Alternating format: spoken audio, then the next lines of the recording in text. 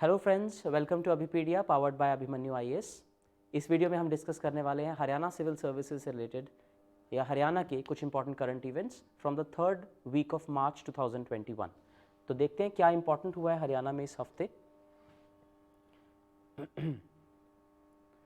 First is observation homes to be setup in all districts of Haryana. Haryana के सभी districts में observation home setup किए जाएंगे। This is what has been mandated by Haryana human rights commission HHRC। अब state human rights commission जो होती है, सबसे पहले हमें उसके बारे में पता होना चाहिए। What is a state human rights commission? So state human rights commission is a statutory body, that means एक लॉ पास करके उसके तहत ये बॉडीज क्रिएट की गई हैं अंडर दैट लॉ। और ये जो स्टैट्यूटरी बॉडीज हैं, चाहे वो नेशनल ह्यूमन राइट्स कमीशन हो, चाहे वो स्टेट ह्यूमन राइट्स कमीशन हो, they were created in 1993 by the passage of human rights commission act 1992 और 1993 में। तो हरियाणा ह्यूमन राइट्स कमीशन और जो स्टेट ह्यूमन राइट्स कमीशन होती है, उसके जो चेयरपर्सन होते हैं, that is usually a retired जज ऑफ द हाई कोर्ट। तो इसके जो जज हैं, जो चेयरपर्सन है जस्टिस SK मित्तल, इन्होंने करनाल में एक नारी निकेतन में विजिट किया और इन्होंने कहा है कि हर डिस्ट्रिक्ट में हरियाणा के एक ऑब्जर्वेशन होम होना ज़रूरी है। तो इन्होंने सारे के सारे जो इनमेट्स थे उनकी शिकायतें, उनकी ग्रीवेंसेस सुनी और इन इंस्टीट्यूशंस को बेटर बनाने के लिए ही हैज़ इंस्ट्रक्टेड कि सभी डिस्ट्रिक्ट में ये बनाए जाएं। Safety and observation homes would be established at each district headquarters. तो जितने भी 22 जिले हैं पूरे हरियाणा में, सभी में ये एस्टैब्लिश किए जाएंगे। देन इसके अलावा उन्होंने ये भी इंस्ट्रक्ट किया कि जो इनमेट्स हैं जो इन प्रोटेक्शन होम्स में रहते हैं, उनको हैंडीक्राफ्ट ट्रेनिंग दी जाए, उनको स्विंग मशीन्स दी जाएं ताकि वो इंडिपेंडेंट बन सकें। तो मोस्टली ये जो प्रोटेक्शन सेंटर्स होते हैं, इनमें डेस्टिट्यूट विमेन वगैरह होती हैं, तो इनको इस तरह से सेल्फ डिपेंडेंट बनाने की कोशिश की जाए, इनको एजुकेशन के लिए प्रेरित किया जाए, इनको किसी न किसी तरह की वोकेशनल ट्रेनिंग दी जाए, जैसे कि हैंडीक्राफ्ट ट्रेनिंग, स्विंग मशीन्स, ताकि वो खुद किसी स्किल को सीख कर अपना इंडिपेंडेंट जो है वो बन सकें। सो this is something from social justice perspective, आप ये चीज़ कर सकते हैं। And because of this the state human rights commission is in news, तो उसके बारे में आपको पता होना चाहिए। सो इन फ्रॉम दीज पर्सपेक्टिव्स ये न्यूज़ आपको करनी है। नेक्स्ट, इकोनॉमी में इंफ्रास्ट्रक्चर हेड के अंडर ये एक पॉइंट आपका ऐड हो जाएगा। Nations first elevated rail track is now operational in Rohtak. तो हरियाणा के रोहतक जिले में इंडिया का पहला एलिवेटेड रेल ट्रैक जो है वो ऑपरेशनल कर दिया गया है। करीब करीब 5 किलोमीटर लंबा या 4.8 किलोमीटर लंबा ये रेलवे ट्रैक है, विच हैज़ बिकम ऑपरेशनल। अब ये दिखने में बहुत ही इनसिग्निफिकेंट न्यूज़ लग सकती है, लेकिन कोई भी इंफ्रास्ट्रक्चर क्रिएशन इकोनॉमी के इंफ्रास्ट्रक्चर हेड के अंडर डायरेक्टली आ जाती है। जैसे हम हरियाणा में बड़े बड़े एक्सप्रेसवेज, उनके नाम आपको पता होने चाहिए, KMP एक्सप्रेसवे फॉर एग्जांपल। तो ये स्टेट में अगर आपको पूछा जाए इंफ्रास्ट्रक्चर क्रिएशन कैसी हो रही है या रेलवेज के लिए क्या प्रोग्रेस है, if you get some specific question in mains type of questions like this, या फिर MCQ में आपको पूछा जाए कि बताओ इंडिया का पहला एलिवेटेड रेलवे ट्रैक कहाँ बना है, so you should know, state GK में आपको ये पॉइंट पता होना चाहिए। 350 करोड़ का ये प्रोजेक्ट था जिसकी फाउंडेशन स्टोन 2018 में रखी गई थी और अब 3 साल बाद ये काम कंप्लीट हो गया है and now it has become operational. सारी की सारी गुड्स और पैसेंजर ट्रेन इसके ऊपर से चलेंगी and it's a very good, you can see it will ensure seamless movement of traffic with in the city. तो ये दिखने में लगता है कि ये सिर्फ शायद इकोनॉमी का टॉपिक होगा, but it can be significant from governance point of view as well. Governance, law and order maintenance, उस तरह की चीज़ों के लिए इस तरह के जो फ्यूचरिस्टिक इंफ्रास्ट्रक्चर प्रोजेक्ट्स हैं वो आप साइट कर सकते हैं, of course. Next, it's a very small news, it's a pointed news rather. Bhopal Singh has been sworn in as the new chairperson of the Haryana State Selection Commission. तो HSSC के नए chairperson बनाए गए हैं भोपाल सिंह और इन्हें oath administer की है चीफ मिनिस्टर मनोहर लाल खट्टर ने। So this is important, who has administered oath to the HSSC chairperson? It is the chief minister who has administered the oath. और स्टेट के एजुकेशन मिनिस्टर हैं कंवर पाल गुज्जर, ये भी उस मौके पर प्रेजेंट थे। किसी भी न्यूज़ में किसी भी मिनिस्टर का नाम आता है, आपको वो डेफिनेटली याद कर लेना है, क्योंकि स्टेट के सारे मिनिस्टर्स के नाम आपको टिप्स पर होने चाहिए जिस भी स्टेट का एग्ज़ाम आप तैयार कर रहे हैं। तो HSSC बेसिकली क्या करती है? रिक्रूटमेंट प्रोसेस कैरी आउट करती है, for group B and C positions, mostly C and D positions rather. और इस मौके पर चीफ मिनिस्टर ने अनाउंस किया कि वन टाइम रजिस्ट्रेशन पोर्टल खोला गया है ग्रुप सी और डी पोजीशंस के लिए, जिसमें एक बार आप रजिस्टर कर देंगे तो आप जो एग्ज़ाम देंगे उसके बाद आप सभी की पोस्ट्स के लिए कॉमन एलिजिबल हो जाएंगे। The youth would be required to apply and submit fees on the portal only once. तो हर एग्ज़ाम, हर पोस्ट के लिए अलग अलग एग्ज़ाम करना, फिर हर एक के लिए अलग अलग फ़ीस पे करना, इट्स अ हैसल। उसे दूर करने के लिए हरियाणा ने ये पॉलिसी बनाई है कि एक ही बार आप फीस पे कीजिए, एक ही बार रजिस्टर कीजिए and then you can apply for all the exams in that particular group category, जिसे कहा जाएगा common eligibility test, CET। The state government has already announced that HSSC would conduct a common eligibility test to fill different post of group C and D categories.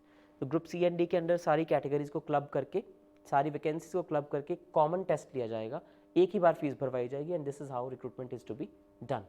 ऐसा इसलिए किया जा रहा है ताकि ट्रांसपेरेंसी बढ़ सके और रिक्रूटमेंट प्रोसेस थोड़ा स्पीड अप भी हो सके। That is why this provision is being done. ये गवर्नेंस के पर्सपेक्टिव से एक बड़ी इंपॉर्टेंट न्यूज़ हो जाती है, क्योंकि जब भी हम एडमिनिस्ट्रेशन की बात करते हैं, the administration has to be smart. Smart administration का मतलब होता है इट शुड बी सिंपल। ये एक 5 वे टेस्ट है जो आपने किसी भी पॉलिसी के ऊपर लगा के देखना होता है कि क्या वो सिंपल है, क्या वो मैनेजेबल है, is it simple, is it manageable, is it accountable. कहीं ऐसा तो नहीं है कि अकाउंटेबिलिटी कहीं बीच में लूज हो गई है। Whatever the mechanism we are creating, is there some accountability mechanism for that. क्या वो रिस्पॉन्सिव है, कहीं ऐसा तो नहीं है कि एक बार पॉलिसी बना के उसके बाद कोई सुनने वाला नहीं है। And T means is it transparent, opacity तो नहीं है, कोई ऐसा तो नहीं है कुछ कि जिससे करप्शन होगी आने वाले टाइम में। So is the particular scheme simple, is it manageable, is it accountable to some authority, is it responsive to the citizens and is it transparent to the authorities. ये 5 चीज़ें जब किसी भी स्कीम में होती हैं then it is considered to be a good scheme. अब जैसे ये जो CET की स्कीम है, is it simple, yes it seems to be very simple. क्या ये मैनेजेबल है या नहीं, वो जब ये एक्चुअली में होगा ये एग्ज़ाम और ये प्रोसीजर तब पता चलेगा। अकाउंटेबिलिटी इंश्योर होती है, क्या ये रिस्पॉन्सिव है, क्या ये ट्रांसपेरेंट है। This is the test that you have to apply. तो एक गवर्नेंस पर्सपेक्टिव से बड़ा इंपॉर्टेंट हो जाता है। हरियाणा के हेल्थ मिनिस्टर अनिल विज ने कहा है कि TB यानी कि ट्यूबरकुलोसिस को 2025 तक हरियाणा से पूरी तरह से एलिमिनेट कर दिया जाएगा। An important deadline this is. और ये अनाउंसमेंट उन्होंने की नेशनल वर्ल्ड TB डे के मौके पर, वर्ल्ड ट्यूबरकुलोसिस डे के मौके पर ये उन्होंने अनाउंसमेंट की है। 2025 की डेडलाइन सेट कर दी है हरियाणा के लिए। एंड अंबाला सिटी में एक national disease control centre setup किया गया है। This is another example, this is another important fact.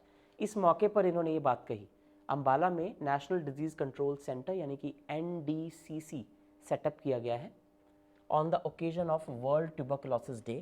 तो यहाँ पर उन्होंने ये भाषण दिया जहाँ पर उन्होंने ये बात कही। तो इस साल का जो वर्ल्ड TB डे का थीम है वो है the clock is ticking. The clock is ticking मतलब दुनिया में TB के केसेस तेज़ी से बढ़ रहे हैं और अगर इसे अभी से कंट्रोल नहीं किया गया then it can be a really big problem. Clock is ticking is the tagline of world TB day this year, जो कि 24 मार्च को मनाया गया। तो वर्ल्ड TB डे क्यों मनाया जाता है? पब्लिक अवेयरनेस फैलाने के लिए, ताकि लोगों को पता चले कि TB की बीमारी क्या होती है और उसके कॉन्सिक्वेंसेस क्या होते हैं। और वर्ल्ड ट्यूबरकुलोसिस डे इसी दिन इसलिए मनाया जाता है क्योंकि 1882 में, इसकी हिस्ट्री है ये बेसिकली, 1882 में when doctor Robert Koch announced that he had discovered the bacterium that caused TB. This led to opening the way towards diagnosing and curing the disease. तो इस दिन जो इसका बैक्टीरियम है जिससे ट्यूबरकुलोसिस होता है वो डिस्कवर किया था डॉक्टर रॉबर्ट ने, और उसी के बाद फिर उसको डायग्नोज किया गया, उसका इलाज ढूंढा गया। So it was the starting point of identification of the TB bacterium and that led to all the cures, the development of all the cures. आज भी जो TB है ये सबसे डेडली इन्फेक्शन है पूरी दुनिया की। हर दिन करीब 4000 लोग जो है वो TB की वजह से मरते हैं हर दिन, and close to 28,000 people fall ill due to this preventable and curable disease. तो दुख की बात इसीलिए है क्योंकि ये प्रिवेंट किया जा सकता है, क्योर किया जा सकता है, लेकिन फिर भी इतने लोगों की डेथ हो जाती है। सो टीबी के लिए अवेयरनेस फैलाना ताकि लोगों को पता चल जाए कि कब उन्हें टीबी हो रहा है, the symptoms which mostly includes coughing. तो इंडिया में भी उसके लिए एक पर्टिकुलर ट्रीटमेंट है which is known as DOTS, directly observe treatment short course, directly observed treatment short course. ये जो है it's a treatment for TB. तो लोगों को इसके बारे में नहीं पता है ज़्यादातर, और कफिंग की वजह से ये होता है, so people do not pay attention. जब मंथ्स तक कफिंग या फिर खांसी जो है सस्टेनेबली होती है, then it becomes a later stage of TB which is very deadly. But to aware people about this day is celebrated. Next, Haryana government ने एक पॉलिसी बनाई है कि रूफटॉप सोलर प्लांट्स को वो सब्सिडी देगी। ऑलरेडी ये प्रोविज़न कुछ कुछ जगह पर चल रही है, और पंचकुला जो है it's a model city of Haryana जहाँ पर rooftop solar power plants compulsory कर दिए गए हैं। तो ऑलमोस्ट हर घर पे पंचकुला सिटी में you will see rooftop solar power plants, जो कि एक particular you can say particular area से ज़्यादा बड़े घर हैं वहाँ पर ये मैंडेटरी है। लेकिन अब इसके लिए जो सब्सिडी है वो भी हरियाणा गवर्नमेंट देगी। तो ये किसने अनाउंस किया है? It has been announced by Dakshin Haryana बिजली वितरण निगम। दक्षिण हरियाणा बिजली वितरण निगम ने ये अनाउंस किया है कि 40% तक सब्सिडी दी जाएगी for a 3 kilowatt plant in homes as per the guidelines of ministry of new and renewable energy. So ministry of new and renewable energy government of India की गाइडलाइंस के अकॉर्डिंग सभी states में 3 kilowatt तक का अगर कोई plant छत के ऊपर लगाया जाता है, कहीं भी घर में लगाया जाता है, तो उसके लिए 40% सब्सिडी दी जाएगी। तो अगर वो 1 लाख रुपए का प्लांट है तो उस पर 40,000 रुपये जो है वो सरकार सब्सिडी देगी। It's like that. उसके अलावा अगर 4 से लेकर 10 किलोवाट तक का है, यानी कि थोड़ा सा बड़ा प्लांट है, तो 20% सब्सिडी सरकार जो है वो देगी। तो ये बहुत इंपॉर्टेंट पॉलिसी हो जाती है हरियाणा गवर्नमेंट की, थोड़ी फ्यूचरिस्टिक पॉलिसी है, और लॉन्ग टर्म में इलेक्ट्रिसिटी बिल्स कम करने में हेल्प मिलेगी। बेसिकली ये प्रोविजन क्यों दी जा रही है? Number 1, to encourage renewable energy, to encourage renewable energy,